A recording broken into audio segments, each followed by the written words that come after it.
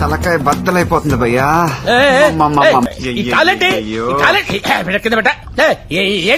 ఏంటిది పట్టపగలి గొడవ ఏంటి? నువ్వు ఎవరితో మాట్లాడతావు తెలుసా? ఎవరితో? దేవుడు. దేవుడు అంటే టాక్సీ డ్రైవర్ అయితే 3 రోజుల క్రితం దేవుడు అయ్యాడు. 3 రోజుల క్రితం దేవుడు అవడం అంటే ఏదో పెద్ద మనిషి అనేట్టు మాట. ఆయన పవర్ నీకు తెలీదు. నడి రొట్టు మీద ఒక్కడు కొట్టి కిడ్నాప్ చేస్తే ఎవడే మాట్లాడి తెలుసా? కిడ్నాప్ చేయడానికి రౌడీ అయితే సరిపోతుంది, దేవుడు ఎందుకంటే? ఆగండి.